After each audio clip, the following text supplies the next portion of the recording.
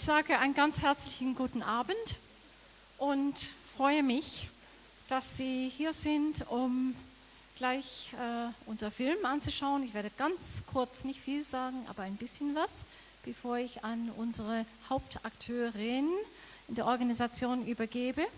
Und wir freuen uns natürlich, dass wir, also die Cora Jösting vom Ibn Rushd Fund for Freedom of Thought, wird kurz auch hier was sagen, auch zu ihrer Organisation und so, was wir machen.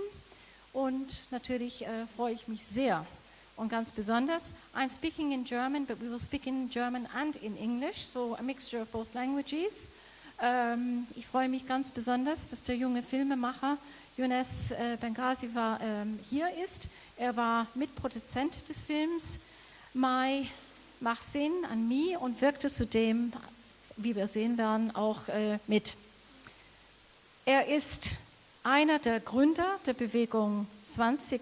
Februar Marokkos und Mitbegründer des Guerrilla Cinema und Co-Direktor verschiedener Kurzfilme und Dokumentationen, in denen es besonders um das Recht auf freie Meinungsäußerung geht. Ich bin selbst auch auf diesem Film ganz besonders gespannt. Also ich denke einmal natürlich im Hinblick auf die Arabelien, so genannt, oder also arabische Frühling, wie auch immer wir das nennen wollen. Die Situation, dass wir in vielen Ländern nicht wissen, wo geht das hin. Aber ganz was Aktuelles, ich war gerade vor 10 Tagen, also nicht ganz 2 Wochen, selbst in Marokko, und zwar auf Einladung der marokkanische Netzwerk von der Lindh Stiftung und habe teilgenommen mit 2 weitere also Gäste aus dem europäischen Raum, ein Head of Network aus Portugal und ein Head of Network aus Irland. Ich sage vielleicht auch ganz kurz, ich, Caroline Robertson-von Trotha, ich bin Direktorin des ZAK, Zentrum für Angewandte Kulturwissenschaft und Studium Generale hier am KIT, für diejenigen, die mich und uns nicht kennt. Und zurzeit haben wir die Freude, die Ehre und die große Herausforderung, zusammen mit dem Goethe-Institut die Koordination des tollen Anna-Lindh-Stiftung-Netzwerkes also zu koordinieren. Vielleicht sage ich auch ganz kurz ein paar Worte dazu. Und zwar die Anna-Lindh-Stiftung wurde 2005 in Alexandria gegründet und ist ein Netzwerke der Netzwerke, wie wir das nennen, a Network of Networks. Es hat 43 Staaten im Netzwerk, nämlich alle 27 EU-Staaten plus der ganze Maghreb plus den Nahen Osten. Und also unsere Hauptmission, wenn man so das nennen darf, ist natürlich die Verständigung zwischen den Nord- und Südufern, wenn man so will, von dem mediterranen Raum und also mit vielen strategischen Zielen, Dialog, Democracy, Development und so weiter, Diversity, auch ein ganz wichtiger Punkt. Und ich sage das nur als Hintergrund, weil ich denke, dass in allen unseren Gesellschaften, und wir werden es im Film sehen, gibt es sicherlich ganz unterschiedliche Meinungen, was das heißt, was ist Diversity und wo sind Grenzen, wo sind nicht Grenzen. Ich freue mich sehr, I say it now in English, that I can also welcome members, students from international department who are here and are also learning about living as members of European city, which is tolerant or maybe not always tolerant in a university of a large size, and where we also have seminars on multiculturalism in Europe. And of course we can ask, what is a European Raum, was ist a European space, and what is diversity the way we understand it.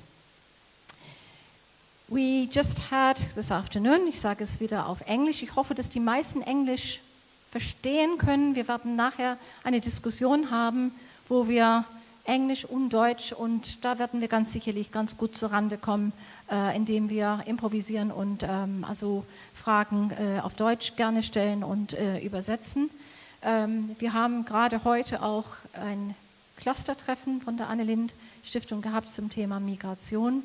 Und also da geht es also wirklich auch darum, dass wir schauen, also wie diese unterschiedlichen Entwicklungen derzeit sind, wo wir wissen, dass natürlich auch im europäischen Raum, vor allem an den also Ufern, die Ländern, die angrenzen an den Mediterranean selbst, mit einem unglaublichen Problem jetzt mit Arbeitslosen bei den Jugendlichen, sage ich nur Einzahlen, dann höre ich wirklich auf, Portugal 54%, Italien, Spanien in ähnlichen Situationen. I've just been saying that, and then I shall stop, that just to put it in context, that of course with Lindh we look also more now at the situation that we have in all our societies, very, very large challenges, which now include the situation of youth and new protest movements which we are maybe seeing emerging through the problems that are also on the north of the Mediterranean with the unemployment of youth in many of our countries. But that is not our theme tonight, it's only the larger context of what we are doing. And I think it is extremely important that we realize the huge dynamics and the huge challenges which we are seeing at the moment in the Euromed space. So now I hand over to Jura Kosting, and I'm very pleased that we can, that Cora Josting, and that we can then introduce what you're doing and the film. The film will last about 45 minutes, and then we have the discussion. Okay, thank you.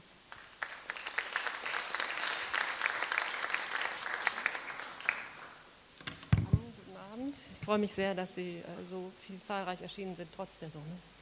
Vielen Dank. Ich möchte mich auch bedanken beim ZAK, Caroline von Trotha und ihren Mitarbeiterinnen Miriam Goda und Svenja Zaremba für ihre enthusiastische Einladung und freundliche Zusammenarbeit. Ich würde Sie gerne willkommen heißen im Namen des Im-Rushd-Funds, seiner Mitglieder und Spender, die dazu beigetragen haben, diese Filmverführung heute möglich zu machen. Und besonders auch dem Goethe-Institut in Kairo, die uns finanziell unterstützt haben, und dem Goethe-Institut in Rabat, die sehr geholfen haben, das Visum zu bekommen. Der Im-Rushd-Fund hat jetzt seit 15 Jahren versucht, das freie Denken in der arabischen Welt zu unterstützen. Damals war das freie Denken noch ein einsames Konzept und jetzt aber eine sehr allgemein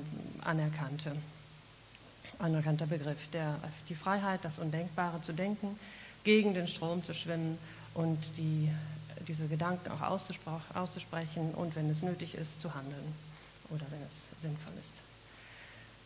Die arabische Welt ist derzeit mit riesigen Herausforderungen konfrontiert und nur neue Ideen, neue Konzepte, neue Wege können diesen Teil der Welt dahin bringen, wo er hingehört, wo alle Menschen Rechte haben und allen ein gutes Leben ermöglicht wird.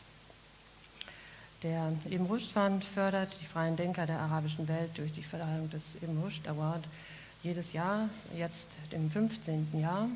Das Thema, das Unterthema wechselt jährlich und in diesem Jahr können Sie alle noch bis zur nächsten Woche einen Kandidaten nominieren, und zwar im Bereich Musik, der ein Singer, Songwriter, eine Band, ein Rapper, wer auch immer, der das Thema freies Denken und Demokratie in seinem Bereich geschafft hat auszudrücken. Des Weiteren haben wir seit dem arabischen Frühling versucht, verschiedene andere Dinge anzustoßen, nämlich eine Schulzeitung in Tulkarem, Palästina. Da haben 2 Schulen mit jeweils, eine Jungschule, eine Mädchenschule mit jeweils einem Journalisten, Journalistin zusammengearbeitet und eine Schülerzeitung erstellt, wo es um die unmittelbare Umgebung, Kritik, kritisches Denken im unmittelbaren Bereich ging und eben auch die Im-Rushd Lectures, von denen dieses die dritte ist. So.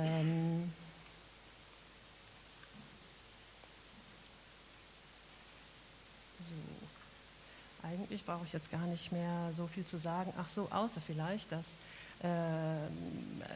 dieser Film gar nicht so eingeplant war in den Rush-Lectures, aber dann im letzten Herbst Youness uns angeschrieben hat, wo wir natürlich gar nicht konnten, weil immer Ende November die Preisverleihung ist. Aber dann haben wir uns im Winter wieder an ihn gewandt. Und ich selber bin überhaupt keine Expertin über Marokko, aber bin immer neugierig gewesen über das positive Licht, in dem Marokko hier generell präsentiert wird, und habe gedacht, das ist eigentlich zu schön, um wahr zu sein. Und als dann der Film an uns herangetragen wurde, habe ich gedacht, dass es eigentlich eine gute Gelegenheit ist, vielleicht mal diese andere Perspektive in Deutschland zu präsentieren.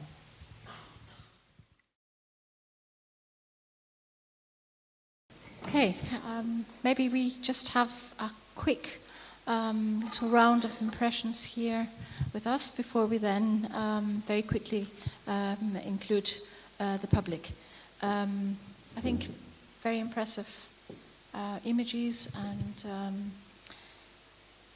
also a very, I think for us, difficult situation to try to see. We understand the protest movement. As I said, I just came from Morocco myself, where I heard also from university professor, change of the constitution, protest, without telling me about this kind of image, which I did of course not see in Marrakesh. But maybe there is also an established part of Moroccan society who also says, also in academia, who says change of the constitution has gone too far, some say. And obviously very, very many, also in the Moroccan network of Lindh, say, as you were saying, the change in the constitution has not nearly gone far enough. You meet once a week in the room. How do you kind of see these two arguments and the way they're developing at the moment? Do you think that the argument change is going too fast or is too far? Is there, I would say, of course, it's not really a middle kind of a social class, but more the academia and some, which are very divided, if I see that rightly, but I'm asking you, just to try to, for us to see how the development since the protests and the way in society different groups are taking the arguments and are using them for the different developments. Can you perhaps comment on that? Okay, hey, and thanks to everyone who's coming, who come today to see the film. Actually, the situation in Morocco doesn't change after the protests, or didn't change after the change of the constitution. When the protests began in Morocco, we have mainly a social demand who touch the majority of the people who suffer of problems, social problems in Morocco. But unfortunately, we had just the change of a paper, that is the constitution. What I think personally, it didn't go too far because the king still have all the power in his hand and the regime doesn't change. What we changed in Morocco is just a political approach of the government, and we know today that the government in Morocco doesn't have any power to change. Even we go to elect them every 4 years, but the king and the elite who govern the country doesn't change. And the problem is the academic persons, or even the researcher in Morocco, or we can say the intellectual, didn't join the February 20 movement or all this dynamic of protests in Morocco, and we can see maybe that they have a lot of interest in the stability of the current regime in Morocco. And in parallel, we have a huge population who still suffer from all the problem. Maybe this is the situation in the big frame. Can I just then we'll just have a little round. Can you tell me about the young academia or the students? Are they politicized? Are they interested in what is happening? Or do many of them, we saw the images of the better off students who have families who can send them abroad, as yourself, or can let you do your sport or whatever. What is the sort of general picture? Is there a growing interest, or is there a not so much interest? So for sure, in my opinion, it's going forward in terms of mobilization within the youth in Morocco. But actually, this new dynamic in Arab Spring give a new image of practicing politics. It's not about being part of a political party anymore, but this Arab Spring teach us that politics can be also happening on the street. And this is what happened now in Morocco or in whatever country or North Africa or MENA region, that the youth don't believe anymore in the change from inside the institution. That's why we have this big mobilization on the street now, and there is more and more young person who are joining the February 20 movement or else group who are fighting for the change in Morocco. But we have in like every social movement, we have a lot of problems, we have a lot of difficulties to do it right, but in the same time it's growing, and when it starts, no one can stop it. Mm-hmm. Maybe I ask Cora Josting to join in the discussion. What is your impression, maybe from the background of your own organization, when you look at the images here? What strikes you as being the questions which we should put? I wondered, especially in the beginning, how the February 20s movement met. You know, how did you find each other? Was it just somebody who started something on Facebook, and then were you a group that already existed before? Yeah. Actually, the February 20 movement, it didn't start from one area or one region in Morocco. It started in the same times in different parts of the country, but in the history, it started with this first video that we made. It was the call of protest in the day of the February 20 movement, in the day of February 20.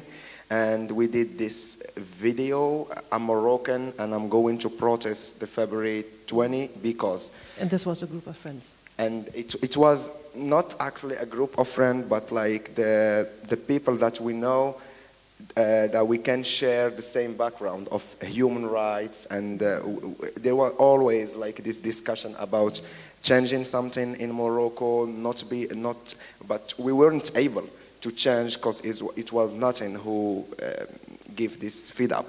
And maybe it was a good thing that it started in Tunisia and after in Egypt, and it spread all over other countries, and it was just this was the inception of the February 20 movement. And after, in terms of organization, it took around 4 or 5 months to have the education, the organization, who were based on General Assembly, and after to build all the committees who work, and after to establish the network of the February 20 movement. It took a lot of time to do that. Maybe just one last question, and then we'll open up to the auditorium. When you meet every week, you obviously are also looking at the development now in Egypt and Tunisia, which I think is very difficult to try to monitor what is really happening there. We've had several meetings, also our Karlsruhe dialogues, where we've also been talking about the diminishing of rights of women after the Arab Spring. Is that the kind of, I see that there are young women involved in what you're doing. Is this one of the themes you look at? Are you worried about what is happening in Tunisia and in Egypt, and maybe of this kind of the space being used by groups who use new space to hinder equality of rights on the basis of gender, for example? It's a very difficult issues, these issues of women during the Arab Spring or after the Arab Spring. But I'm actually wondering myself what we are waiting for from this transition of Arab Spring. I think I'm very positive about what's happening, especially in Tunisia. Maybe in Egypt there is more difficulties, but like it starts, and now the transition of the Islamic government, it will end up after 4 years or maybe before, because it's just a transition. And people now in Tunisia or in Egypt start believing that the change will not be within an Islamist government or within an Islamist party. So the dynamic in the society, it involved a lot of women in all the Arab countries, and the women are leaders now in the social movement. And I think if the Islamist government, whatever, in Egypt or in Tunisia, adopted new laws against the freedom of women, I think it just they give more reason to the people to be against them and to protest and to go forward in their change. And now the women in the Arab world are a big power, and I think even in the February 20 movement, they were always, the women were more active than men, and we were very proud of that. And I think no one could now be reactionary in the issue of women in the Arab world. It's just going forward. And that it's because of the women themselves. It's not because of men, or not because of policies, or not because of the fatality of the like the time how it's going, but like it's the women themselves who do a lot of things for the change and for the revolution. So maybe these 4 years will be very hard for the women, but after the whole society will know the truth and will like believe that the women, it's a big part of the society, and we need to like accept their right and to fight for their right and to give the place that they deserve in the society. I have one question, because you asked me what our viewpoint is like, from our organization. I would like to know, do you receive, as IGNUS tries to bridge between the Arab world and Europe, do you receive any help from Europe, from state institutions, or from individuals or groups, or from the diaspora? Yeah. Actually, there is no official help, and maybe or else alternative help from any outside country. But in the same time, there is the diaspora, Moroccan diaspora, who are in Europe or in America, who is not organized. But in the same time, they try to do a lot of things for Moroccans. There is actually, like I say always, this film is directed by an activist who is Moroccan and living in the States. So he's not like facing the daily life of a Moroccan, but he believes in the change, and he come to help. There is this website who help also the movement Menfakinch, who was established by a French Moroccan activist, and this is the kind like of help that we receive, but there is no official position from European countries or whatever about what's happening in Morocco. And maybe we cannot blame them because they don't know about what happened, and the mainstream media keep always like broadcasting this image of camel and the sun is shining and everything in Morocco. And until now, maybe this is the first like help from an organization. It was Bnoroshd, and it was the first thing that like they search for an activist or for a production, and they just try to spread the word all over Germany. And I think this tour on Germany, we've been in a lot of cities screening the film, and it gives one idea, or I found it like a major idea, is organizing the Moroccan diaspora and how to get them involved from the country where they live, to get them involved on change in Morocco, and now it's become maybe a very major idea. Last question, then we really go to the public. What is your impression of the involvement in Germany when you've been speaking to different publics? Have you been able to reach? Have there been a lot of Moroccans coming? We will maybe this evening also get to know a few Moroccans who are, I think, in the audience. Have you been finding that there's a lot of interest from Moroccans here in Germany coming to see the film? Yeah. In the all screening, it was an interest from all the nationalities. It's not just about Moroccans, but it was very positive to meet with students and with the young person and all the kind of person that we've been meeting when we screened the film. And it was positive because at least they didn't know before and now they know, and they will keep update themselves about what happened. Okay. Now gehen wir ins Publikum, Fragen in Deutsch oder in Englisch, wie Sie es möchten, und wir werden es versuchen, es zu übersetzen. Natürlich, wenn direkt in Englisch, umso besser.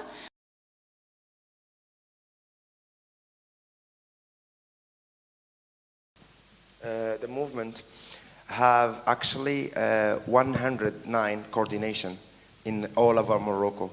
And it's from the biggest cities until the smallest villages in Morocco. Every area, we call it coordination in the movement, is independent from the central. So it's the decision of the movement is taken like in every area independently. We don't decide in Rabat, and after it's generalized to all Morocco and it's spread. And there is a character now who is going within the movement is the coordination in the small area or villages and the small town are more powerful than the coordination in the big cities like Rabat or Casablanca or Tangier.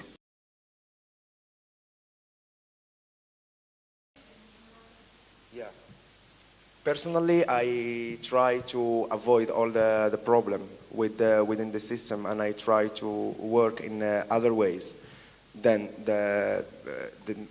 than a lot of activists. But actually there is a lot of activists who are arrested in prison in Morocco, who get intimidated. In the same time, there is no intimate life for an activist in Morocco. They tape on your phone and they read your emails and everything. It's like you can feel secure in Morocco with this all nepotism and with this dictatorship that we are living in. I don't have any answer why I'm not in prison or why the other person are not in prison, but it's just the system who choose, and they choose the most dangerous are in jail, and if you are less dangerous, maybe we can let you to give more legitimacy to the regime.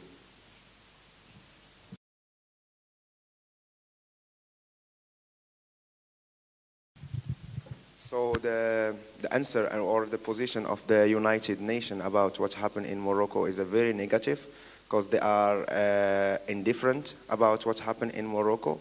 Actually, we wrote them a lot to United Nations just to try to explain them and to give them an alternative of truth about what happened in Morocco. But the Moroccan regime is very present in all the international and strategic institutions all over the world. And that's why until now we didn't receive any good and positive position from the United Nations.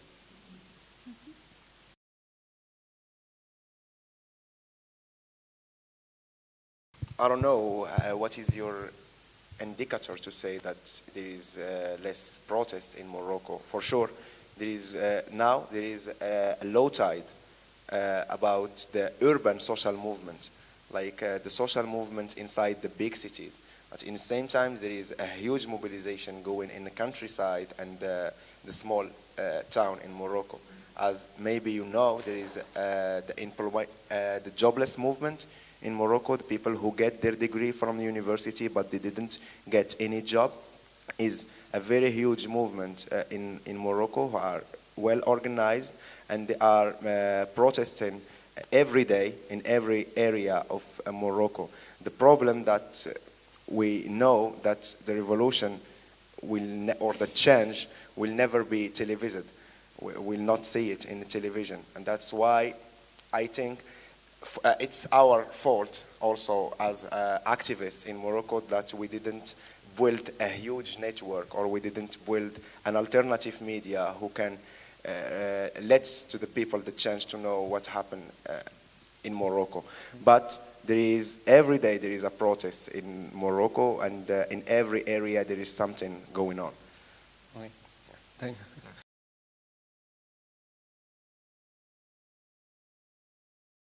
Yeah.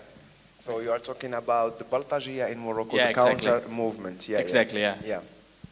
So it's like what was happening in Egypt or in Tunisia. There was always pro-government protest against the people who want change in Morocco, and we'll not say that all of them were paid, but the majority of them are paid, and the rest have interest somehow with the local authority or something. The February 20 movement, since he adopted a pacific way to protest, didn't react in anyhow about the Baltajia. And this counter movement was attacking the February 20 movement and was attacking all the protests going on in Morocco. And it was very hard to find a solution about them, because if you get in trouble with someone from the counter movement, you will get to the prison, because the police are helping them, and the police are always taking a good position with them. And there is this story about the rap singer in Morocco, Al-Haqad, the frustrated, who was arrested the first time. He actually was arrested 2 times in Morocco, and the first time it was just because of a little story with someone from the counter movement. It began just with a discussion, and it ends with 3 months of prison for the rap singer who is pro-February 20 movement. And now they are not present on the street, the counter movement, but they still have a huge online movement, online pages, and they are working on internet. But now they are not on the street. Maybe other Moroccan knows now that they are just getting 10 euro a day to say or to carry the Moroccan flag and everything, and that's why they are afraid of the reaction of other Moroccan now.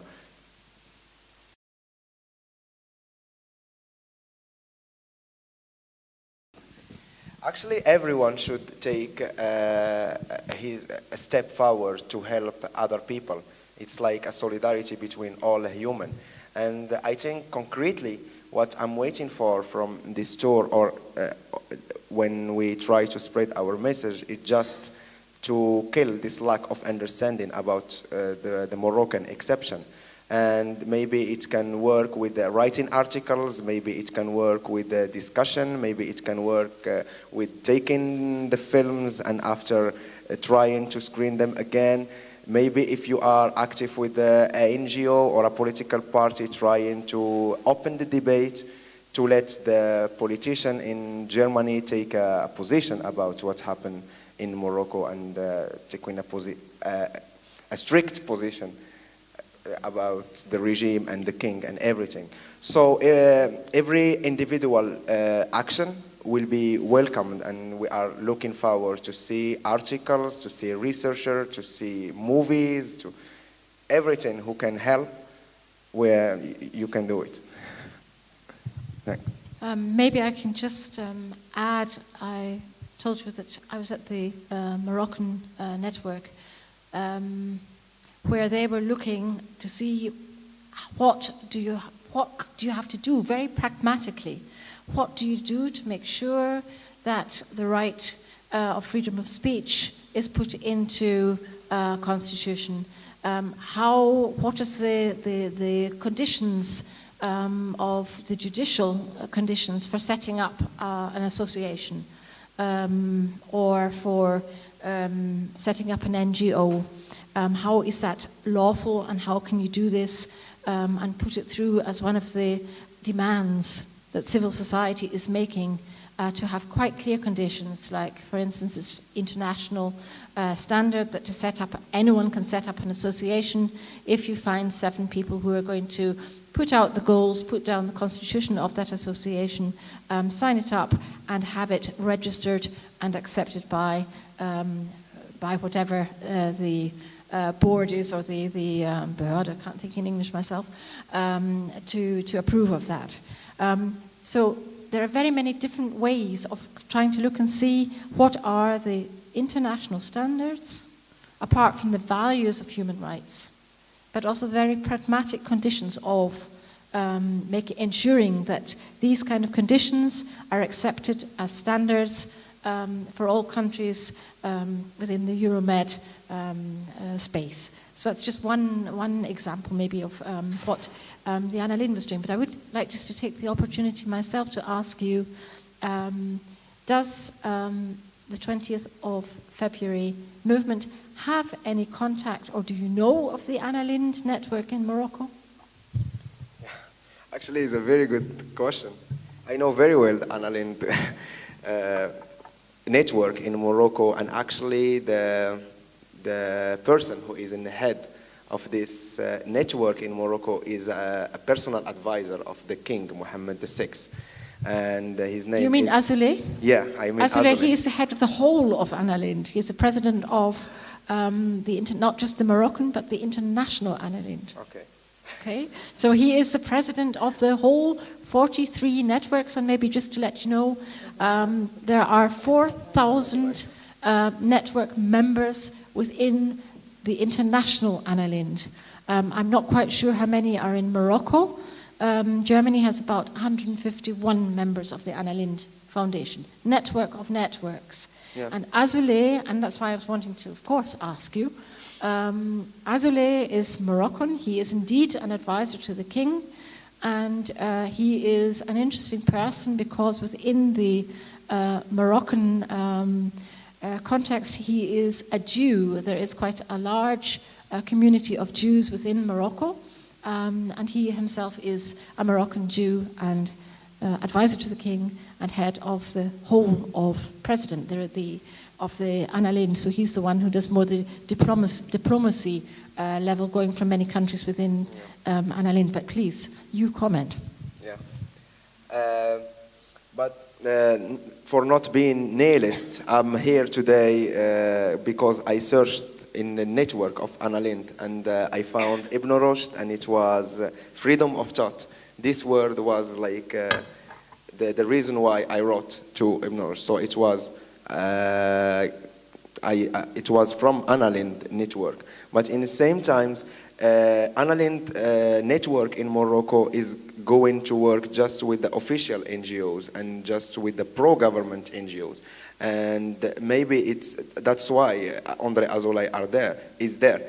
When I was, before the uprising in Arab Spring, I respected this man because he's doing a lot for the culture in Morocco, and he's establishing big festivals and big events of culture in Morocco. Like, there is a lot of Moroccan here. If you know about Festival Souera, André Azoulay made it, and André Azoulay funded it and give money for it till now. But in the same time, I think this kind of person should have a clear position about the protests in Morocco. And but he is very pro-regime, and he was the advisor of the father of the king. Like, even the king who died, André Azoulay was working with him. But we will not critique a whole network just by one person. Maybe if there is other people who have this volunteer to do something within the protest or within the pro-change movement, in collaboration with Anna Lindh Foundation, and there is a lot of people, he will be weak and he will not have the right to take a position against that. So this is... Okay, I don't want to go on that point, but it's certainly a point which we shall take with us, because we have, of course, met and spoken to Azoulay, and we had a very large meeting with 1,300 people from Anna Lindh in Marseille, just now at the beginning of April, and of course the EU was there. The President of the European Parliament was there. We are at the moment also in consultations with the EU because of course they give us a lot of our funding. But the point that you have said we shall take with us and find out at civil society network level what maybe are the different opinions about what's happening within the Lindh Moroccan network at the moment.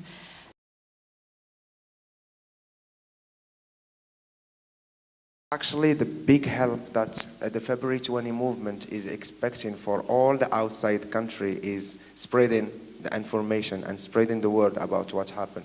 I think now we are in a phase that we need really the help of the Western media, and this is the help that I think will be major. But there is a lot of countries in Arab world who are asking for another kind of help, and like the army who will come, or maybe giving training of civil disobedience to the activists. But I think we believe that inside the February 20 movement that the principal help that we should take from outside country is media, and how to kill this lack of understanding and this foggy image about the situation in Morocco.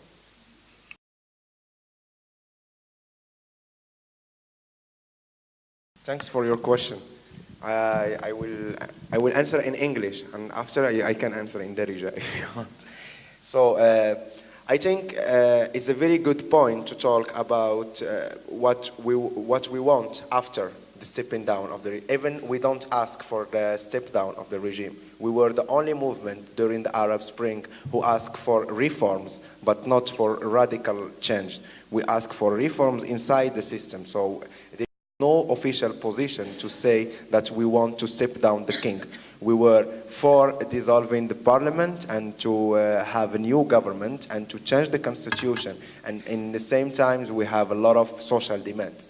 But I think what happened now in Tunisia is very positive, and what happened now in Egypt is very positive. Maybe in Syria is another case, maybe in Libya is another case, and I relate that to one big issues is education.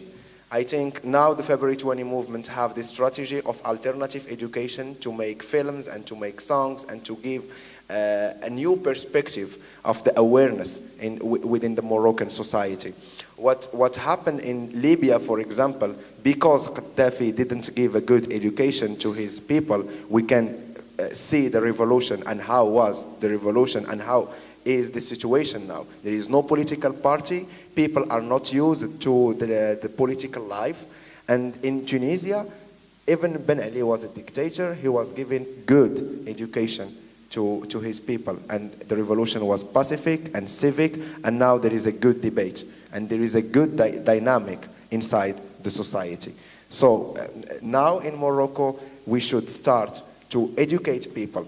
And how we can educate people, since we don't have schools, we don't have universities, and we don't have political volunteer to change something.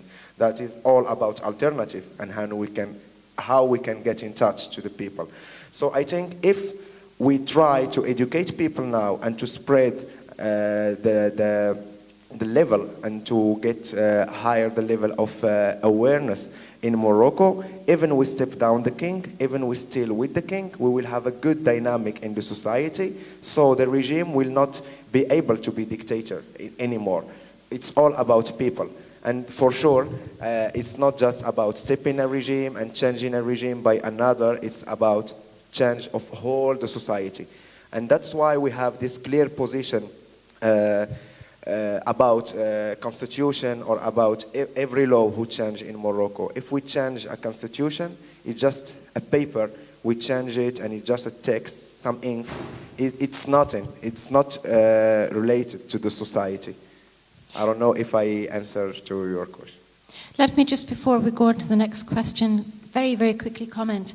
I think within the strategy of Lindh, which is very much on capacity building, but under the 4 Ds, we say, the strategy of diversity, dialogue, development, and democracy. the 4Ds.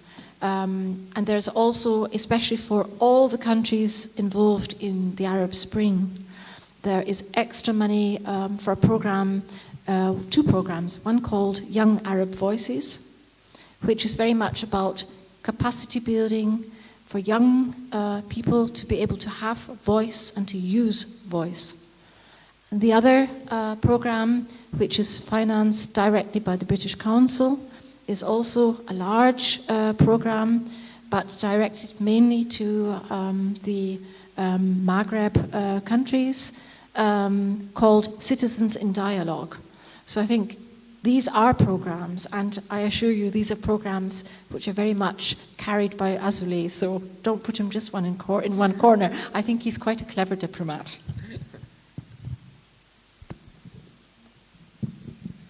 Hi, I wondered, me again, I wondered if you are in touch with activists in other countries, like Egypt or something, or if you're working, it sounded like you're working pretty much on your own. Are you in contact with non-governmental organizations, which I don't know if country has any, but yeah, you know, I don't know anything about your country, or not much, so.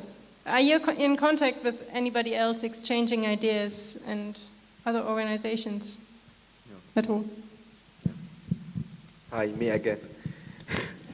So we are, in the February 20 movement, we have a big network with all the activists from Maghreb region, and now we are starting to do it with the MENA region. So we have contact in Egypt, Tunisia, Algeria, and Libya. And this network is mainly for having a direct information about what's happening. And that we don't need, if you are an activist, you don't need to see television, because we know that they will be live on the television. So it's good. We have a group on Facebook. We have like network of emails to just, if something happened in Tunisia, we will know about it 30 minutes after. And this is the kind of thing that we are working for. And in Morocco, there is a lot of organization and institution who support the February 20 movement in somehow. There is political, and after there is NGOs of human rights and everything.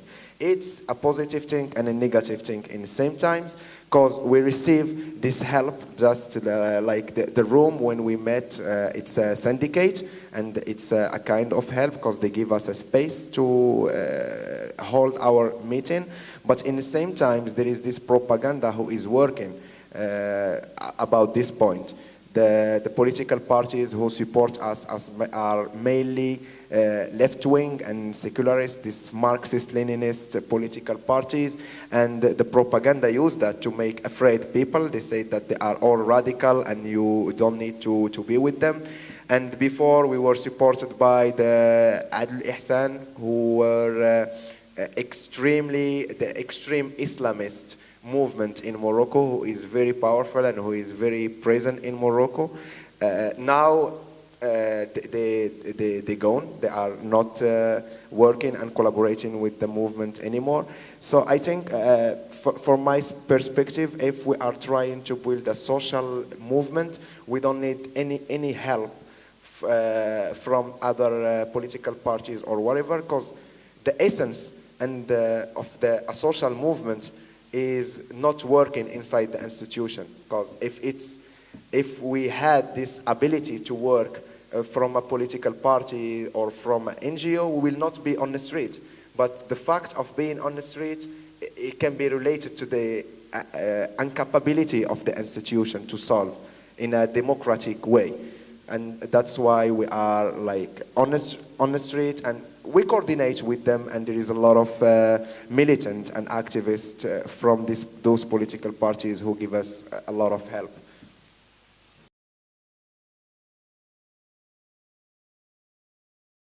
The February 20 movement, why he's not a political party and what is our political alternative. So the February 20 movement is a social movement that don't adopt any kind of ideology. So we don't have an ideology. That means we don't have a social program. So for us, we will not take the power if we step down a regime or something. We will be the dynamic in the society. And for me, if the February 20 movement become a political party, we will have a born of a new dictatorship in Morocco. And we can see Gaddafi in Libya. He was a result of a revolution too. He made, according to him, a revolution. And after 30 years, it became one of the biggest dictatorship in North Africa.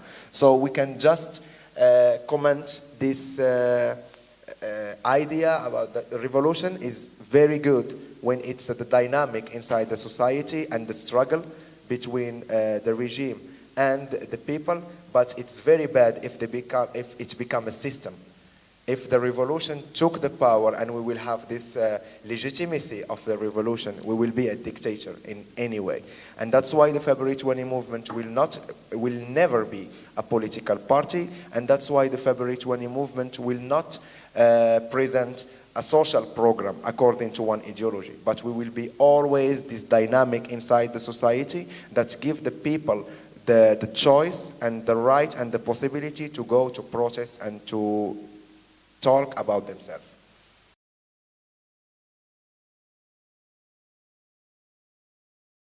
Going in same idea. For me, we will build a political parties when we will have the indicator of democracy. So in Morocco, there is no democracy. So now we are fighting to establish this base of democracy. So we are not militating, we are a kind of resistance. So it's not even an activism, it's a resistance, because we don't have any aspect of a democratic country. For sure, the February 20 movement is not the regime, so we don't have all the Moroccan with us. And we can see that even the regime don't have all the Moroccan with him. And for us, we adopt this idea of getting the awareness of the people high after, before to face the regime or before having any program. For me, even the political parties, even the very official political parties don't have a political program in Morocco. And I don't know, there is this aspect of like minimizing the work of a social movement, because we have this image that always politics is inside buildings, and the politics is the parliament, the politics is the political parties. And for us, like I said at the beginning, the Arab Spring teaches us something, that the engagement of politics can be also on the street and can be also an horizontal organization, not the hierarchy inside the political parties and everything. So the February 20 movement is just 3 years old, and we're just beginning. We will not face a regime who is 12,000 years and rooted in the mind of the people and present in institutions, present in civil society. Like we say now, Lindh Foundation is a big network, and he is promoting freedom of thought and democracy all over the world. But when it comes to Morocco, the regime is so powerful and he takes everything for himself. And that's why we try to just get away from the regime, to not get swallowed by him. Maybe he will eat us if we collaborate with a political party from that work with him or something.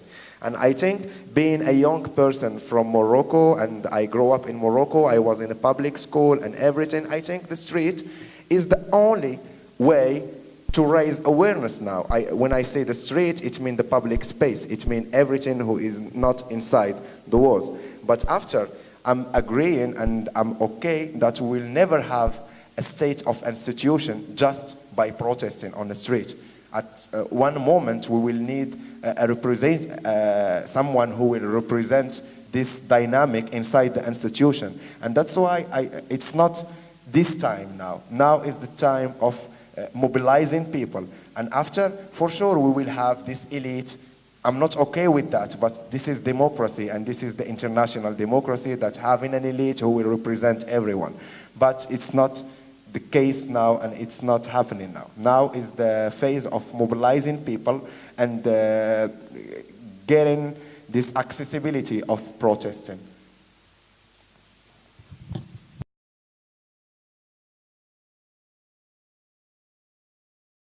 To keep people being on the street and occupying the public space every day, we start by minimizing the power of the General Assembly of the February 20 movement.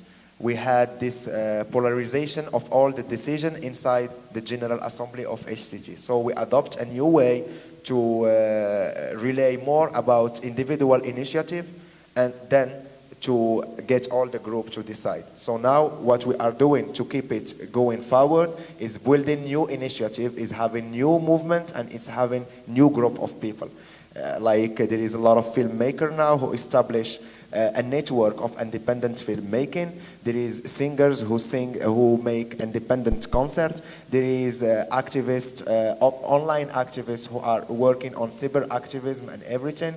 There is this coordination of neighborhood in like activists who start to do a small general assembly inside their neighborhood. And all these things, like there is people now, activists who are working with, collaborating with workers from big companies and everything, and just to touch all the stadium of the society. And there is a lot of initiative. Maybe I should write a big paper about what we are doing to keep it going forward. But there is a lot of small things that in every Sunday we see the result. In every Sunday there is a protest or a big protest in one area, and just it's because of very small things, screening films, opening a public debate, having some sitting or some little happening or freeze, or there is a lot of things happening to make it, to keeping it forward.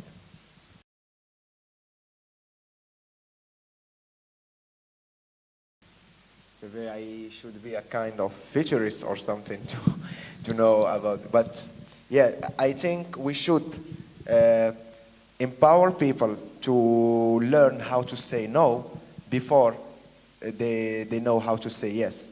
And I think when it starts in Arab Spring, I think at least it will take 3 or 4 generations to see the real change happening. And if we have a look in the history of all the revolution in the world, in the story of humanity, there is no indicator of time. There is the revolution who can be in 1 week and we could have a result, and there is a revolution who stay 10 years or 20 years and we will not have a good result.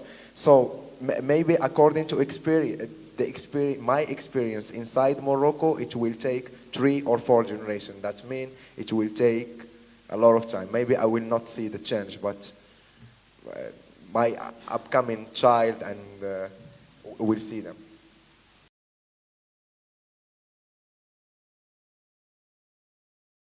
So it means we can compare the experience in the Arab Spring. So if we compare, like it starts in Tunisia, actually, officially, the media said that it started in Tunisia, and Tunisia was a republic, and Ben Ali was in the head of the government 30 years. And if we look and to compare with Morocco, is a regime, as I said, of 12,000 years, and it's rooted in the mind of the people. So the power of the institution of a republic, who is just 30 years old, is not like a regime who was established, and there is a lot of king and there is more legitimacy. And also the indicator of education, if we compare the level of education or awareness in Egypt or in Tunisia, is not the same in Morocco. And the third thing, who is the most important, I think, is there is a lot of outside interest about Morocco. There is a lot of people who have the capital, who have the money, and who have benefit from the current situation in Morocco.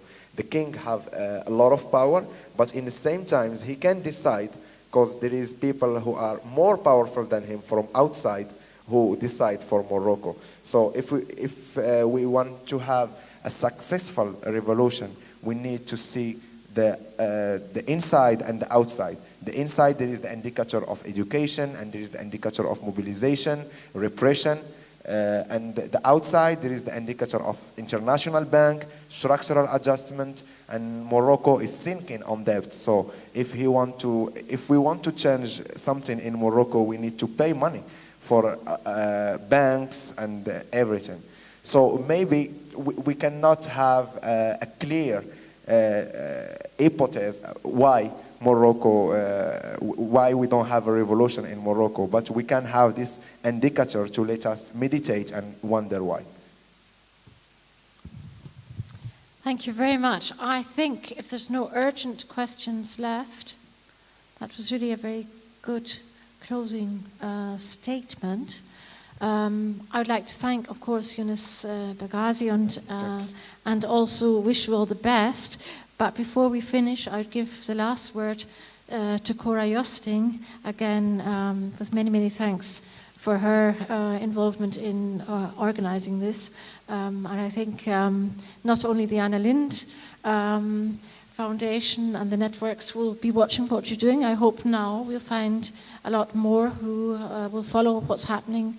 I think it's extremely important to have people here who authentically can tell us what they are observing, that we can develop different opinions and look at what's happening from people who are actually there and know what is happening.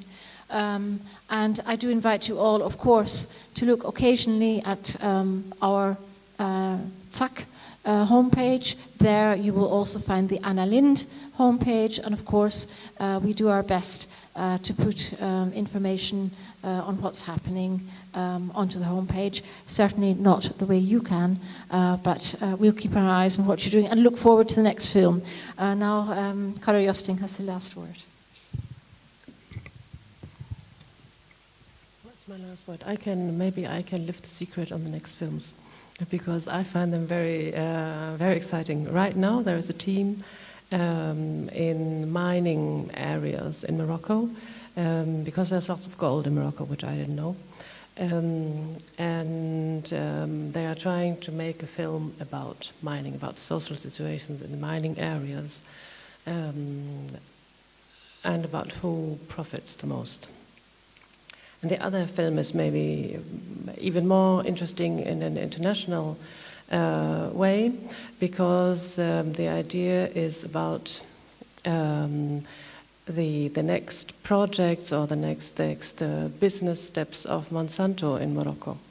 And we've discussed this in the car already, and I'm going to send him to German Greenpeace, who will then send him on, hopefully, to help fund this film. Herzlichen Dank und auch an alle, die gekommen sind. Danke für die tolle Diskussion und unsere besten Wünschen, our best wishes follow you, and we shall be watching what you do. Many thanks.